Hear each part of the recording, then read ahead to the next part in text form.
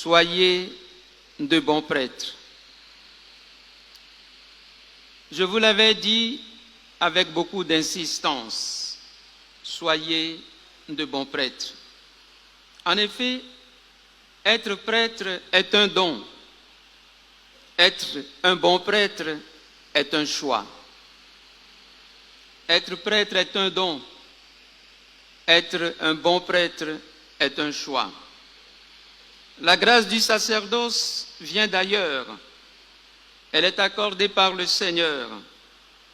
Par contre, la fécondité de votre ministère dépend de vous. Choisissez donc d'être de bons prêtres. Personne ne s'attribue l'honneur d'être prêtre. C'est Dieu qui appelle à cette charge, comme le rappelle le prophète Jérémie dans la première lecture.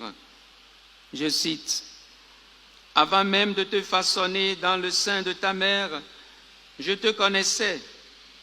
Avant que tu viennes au jour, je t'ai consacré.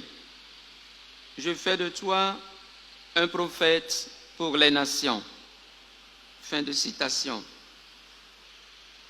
Face au mystère que vous êtes, nous ne pouvons que rendre grâce au Seigneur d'avoir bien voulu faire de vous ses envoyés.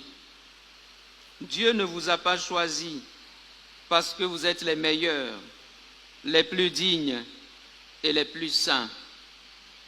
Il vous a choisi simplement par pure grâce, par pure miséricorde pour vous.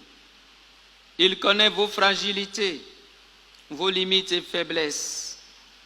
Aussi pourriez-vous faire vôtre cette déclaration de saint Paul qui, méditant sur son appel par le Seigneur, affirmait humblement, je cite, « Ce trésor, nous le portons comme dans des vases d'argile.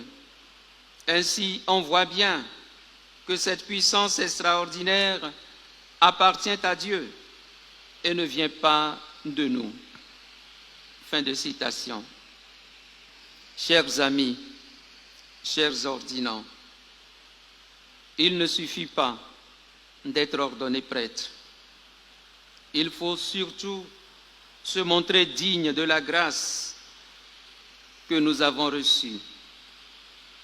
Il ne suffit pas de recevoir l'imposition des mains.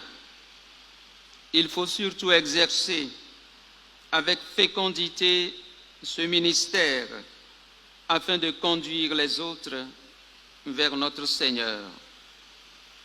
En mars 2008, quelques semaines après mon ordination épiscopale à Takwame, un fidèle laïc avec qui je m'entretenais sur la vie du diocèse a prononcé ces mots qui m'avaient rempli d'une profonde tristesse. Il a dit ceci, « Jadis, le peuple de Dieu croyait grâce aux prêtres. Aujourd'hui, le peuple de Dieu doit s'efforcer de croire malgré les prêtres. » Et mon interlocuteur s'est mis à illustrer ses propos en citant des contre-exemples donnés par des prêtres.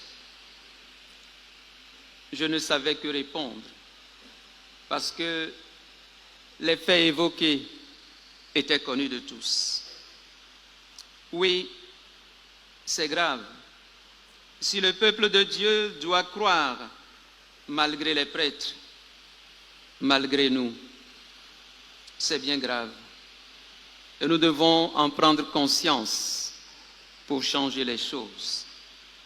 Chers amis, ne soyez pas des prêtres à problème, dont la communauté n'arrête pas de se plaindre, des prêtres partisans du moindre effort, qui après la célébration de la messe matinale s'installent dans l'oisiveté.